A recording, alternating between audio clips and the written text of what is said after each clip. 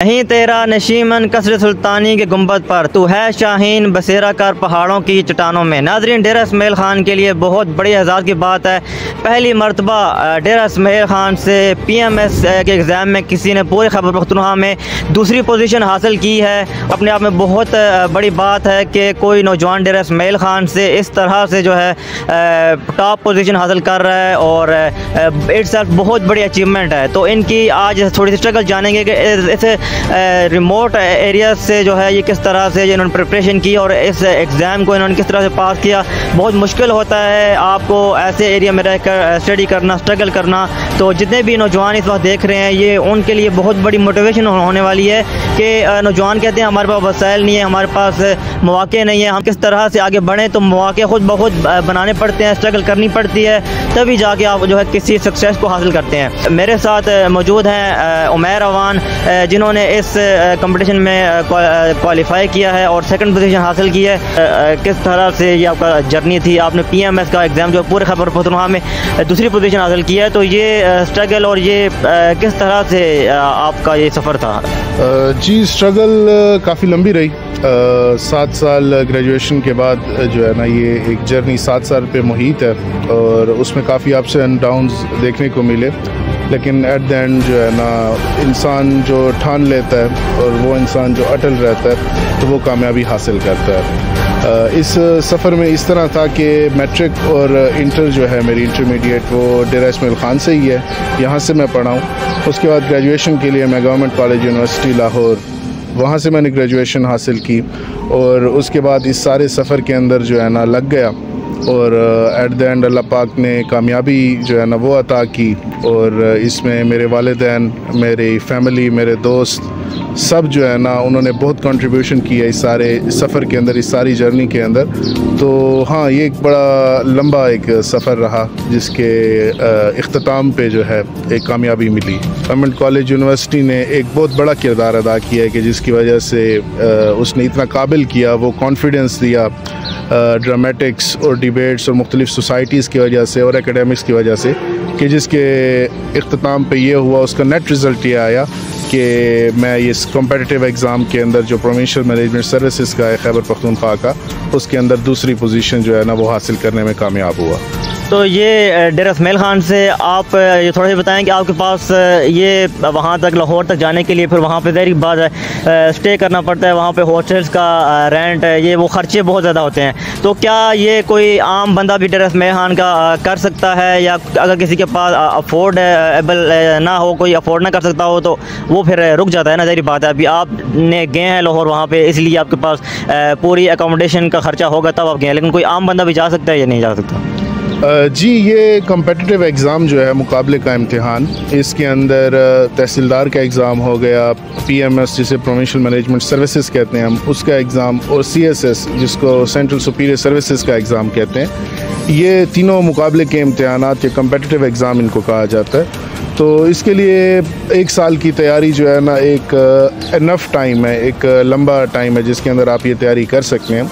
और उसके अंदर आपको इस बात को समझना पड़ता है कि एग्ज़ाम बेसिकली आपसे मांग क्या आ रहा है। तो अगर आप उस चीज़ को समझ लेते हैं तो आपकी किसी भी यूनिवर्सिटी से तालीम है, और अगर आप एक अच्छे पढ़े लिखे इंसान हैं और आपको अपने साथ आपकी एक अंडरस्टैंडिंग है, आपकी नॉलेज है, आपको किताबें आप पढ़ते हैं और इंटेलेक्चुअली ऑनेस्ट हैं अगर अपने आप से आप, और आप समझते हैं कि मैं ये काम कर सकता हूँ और मेरे अंदर वो कैपेबिलिटीज़ हैं, वो पोटेंशियल मौजूद है, तो बिल्कुल आप 1 साल एक तैयारी करके एकेडमीज़ के ना होते हुए भी आप अपने घर में भी बैठ के पढ़ सकते हैं, या ऑनलाइन एकेडमी किसी न किसी सब्जेक्ट में जिसमें आप वीक हैं उसके अंदर आप किसी टीचर के साथ भी रब्ता कर सकते हैं, एवेल्युएशन कर सकते हैं। लेकिन ओवरऑल आप खुद भी उस सारी जर्नी को जो है ना लेके चल सकते हैं। जो आपका ये टेस्ट था, इसमें कितने जो स्टूडेंट थे उन्होंने अप्लाई किया था, और वहाँ से फिर आपने सोचा था कि आपका जो पोजीशन है ये दूसरी पोजीशन आएगी? नहीं, पोजीशन के बारे में तो नहीं सोचा था। वालिद साहब को हमेशा ये यकीन था और वो हमेशा ये कहते थे कि बेटा ना सिर्फ एग्ज़ाम को आपने पास करना है बल्कि पोजीशन भी लेके आनी है। तो ये उन्हीं का यकीन था, मेरा कुछ कम ही था इसमें। तो हुआ यूँ कि 37 तकरीबन 1000 बंदे थे जिन्होंने अप्लाई किया इस एग्ज़ाम के लिए, जिसके अंदर कुल 7000 वो बंदे थे जिन्होंने रिटन जो 12 पर्चों का एग्ज़ाम होता है, जिसमें 6 ऑप्शनल और 6 कंपलसरी मजमून होते हैं, सब्जेक्ट्स होते हैं। तो उसके बाद 226 लोग जो है ना वो इंटरव्यू के लिए शॉर्ट लिस्ट हुए, और इंटरव्यू के अंदर जो 85 जो पोस्ट थी उसके लिए वो फिल हुई, तो उसके अंदर जो है ना वो सेकंड पोजीशन मिली। तो ये एक ओवरऑल जर्नी रही है इस एग्ज़ाम की। जो आपके पास रिसोर्सेज आजकल मौजूद हैं, आपके पास गूगल है, आपके पास यूट्यूब है, तो आपने कोई रिसर्च आर्टिकल्स आपने जो है ना वो पढ़ने हैं या उसके अलावा कोई लेक्चर सुनने हैं, तो सोशल मीडिया के आने से और वो जो एक टेक्नोलॉजी का रेवोल्यूशन है उसके आने से आज आपके पास वो तमाम वसाइल मौजूद हैं कि जिनको बरोए कार लाते हुए आप अपनी प्रिपरेशन घर बैठे भी कर सकते हैं। तो अगर आपके पास हिम्मत है, अगर आपके पास विल है कुछ कर दिखाने की, तो वो आप घर बैठे भी कर सकते हैं। सिर्फ उसके लिए जो है ना एक हौसला, एक हिम्मत और एक जो है एक गोल जो है वो एक पैशन वो चाहिए। वो होगा तो आप ये सारा कुछ कर सकते हैं। जैसे आपने बताया था कि आपके वालिद साहब को बिलीव था कि आप कर लेंगे, क्या आपको भी बिलीव था या आप के जो वालिद साहब का बिलीव था उसी बिलीव को लेके आप आगे चले हैं? एक्चुअली बिलीफ वालिद साहब को इसलिए था कि इंटर के अंदर फर्स्ट ईयर के अंदर मैंने जो है ना टॉप किया था अपने डेरा इस्माइल खान बोर्ड को। तो वहाँ से जो है ना उनका एक था कि ये बच्चा जो है ना वो एक लायक बच्चा है और समझता है चीज़ों को, जल्दी पिक कर लेता है। इसके अंदर वो कैपेबिलिटीज़ हैं, वो मेंटल कैपेबिलिटीज़, कि अगर इसको एक राइट ट्रैक पे लगाया जाए तो ये कर लेगा उन सारी चीज़ों को। तो ऑब्वियसली मेरा अपना भी शौक़ था सिविल सर्विस में आने का, और गवर्नमेंट कॉलेज में जो भी जाता है तो उसको पहले या दूसरे साल में ये शौक़ हमेशा ज़रूर चढ़ जाता है। तो इस सारे शौक़ ने जो है ना वो मजबूर किया, वो एक हिम्मत या वो एक मोटिवेशन दी कि जिसकी वजह से जो है ना ये सारा कुछ पॉसिबल हुआ। तो वो इंसान के अंदर वो जज्बा और वो हिम्मत इंसान को ख़ुद पैदा करनी पड़ती है और अपने डिसीजंस की एक रिस्पॉन्सिबिलिटी लेनी पड़ती है।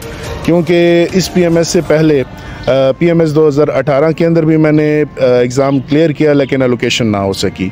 उसके अलावा तहसीलदार का भी एग्ज़ाम था, उसके अंदर भी एलोकेशन ना हो सकी। और इसके अलावा 3 CSS की अटैम्प्ट्स दी मैंने जो कि मैं क्लियर नहीं कर पाया। तो ऑब्वियसली उन सारी चीज़ों को एवेल्यूएट किया, वो सारी चीज़ों को देखा, और वो जो डिसीजंस थे मेरे मुख्तलिफ़ चीज़ों को लेके उनको ऑन किया कि ये डिसीजंस मैंने किस तरीके से लिए और इसके अंदर क्या बेहतरी लाई जा सकती है। तो उन चीज़ों के ऊपर जब काम किया तो एट द एंड इस काबिल मैं हुआ और मुझे इस बात की समझ आई कि क्या करना है और क्या नहीं करना।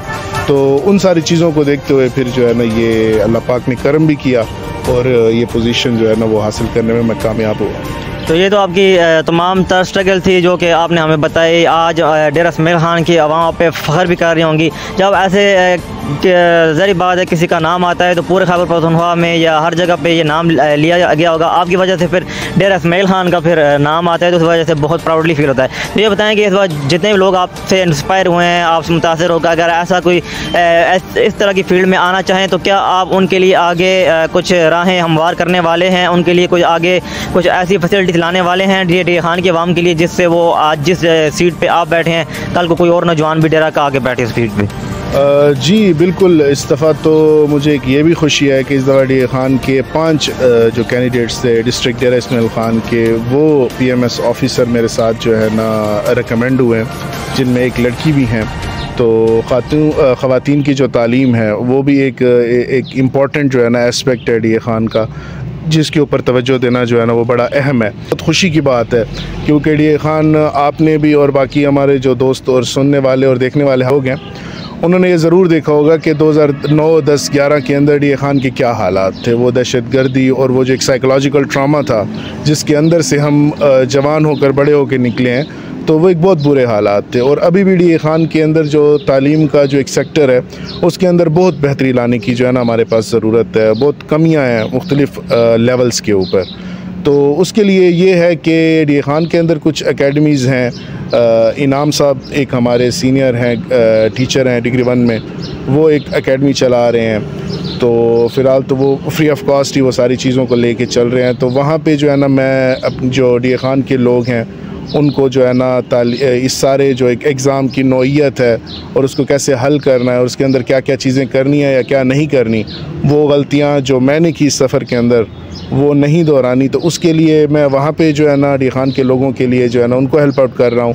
और इसके अलावा एक ऑनलाइन प्लेटफॉर्म भी जो है ना मैंने सोचा है कि वो भी लॉन्च किया जाए, जिसके अंदर ना सिर्फ डी खान और ना सिर्फ KPK बाकी पाकिस्तान के जितने भी दूर दराज इलाकों के पेरिफेरी के लोग हैं और वो लोग जो कि सिविल सर्वेंट बनना चाहते हैं, तो उनको जो है ना सर्विसेज दी जाएं और उनको समझाया और बताया जाए ताकि वो जो है ना इस सिस्टम के अंदर रहते हुए पाकिस्तान की खिदमत कर सकें और पाकिस्तान के लोगों की खिदमत कर सकें। तो बहुत बड़ी अचीवमेंट है, अल्लाह को मज़ीद कामयाबी अता करे। तो ये जी आज के हमारे मेहमान थे उमैर अवान, जिन्होंने खैबर पख्तूनख्वा PMS के एग्ज़ाम में जो है सेकंड पोजीशन हासिल की है और आज ये जी सीट पे हैं। ये अपने इस कामयाबी का क्रेडिट अपने वाले साहब को देते हैं। कहते हैं कि अगर आपके पीछे कोई ऐसा इंसान हो जो कि आपको बोले कि यार आप कर सकते हैं, आप ये चीज़ कर सकते हैं, यानी ये एक ऐसी बात होती है जो कि आपको अगर कोई काम अगर आप में हिम्मत आप में ख़त्म होगी, आप फिर से दोबारा से उठ पड़ते हैं और वो काम करना शुरू कर देते हैं। और मेरे ख्याल से जितने भी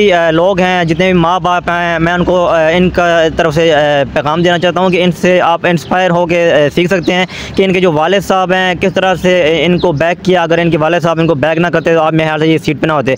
तो जितने भी पेरेंट्स हैं वो अपने बच्चों को ज़रूर मोटिवेट किया करें, जिस फील्ड में भी वो जा रहे हैं उनको फुली सपोर्ट किया करें ताकि वो आगे जाके नाम रोशन करें। ये ना कि उनको आप रोकें कि आप नहीं कर सकते यार, आपने ज़्यादातर ताने सुनने में मिलते हैं यार आपने कौन सा बड़े होकर अफसर बनना है। तो अगर आपकी सोच इस तरह की है तो फिर इसी वजह से आपके जो बच्चे हैं वो आगे नहीं जा पाते हैं। तो अगर आपकी सोच बड़ी होगी तो आपके जो बच्चे हैं वो भी जो है उनकी भी सोच बड़ी होगी और वो किसी बड़े ओहदे पर जाकर बैठ जाएंगे एक दिन। कहते हैं जैसी आपकी सोच होती है इंसान फिर वैसा ही बनता है। तो मेरे ख्याल से इनके वालिद साहब की सोच बड़ी थी, इसलिए जो इनका जो बेटे हैं उमैर अवान आज जो है एक बड़ी पोस्ट पे जो है जाने के लिए तैयार हैं। तो आज तक के लिए इतना ही, फिर मिलूँगा फिर किसी नए इंटरेस्टिंग वीडियो के साथ। तब तक के लिए दीजिए अपने मेज़बान मोहम्मद कमरान को इजाज़त। अल्लाह हाफ़िज़।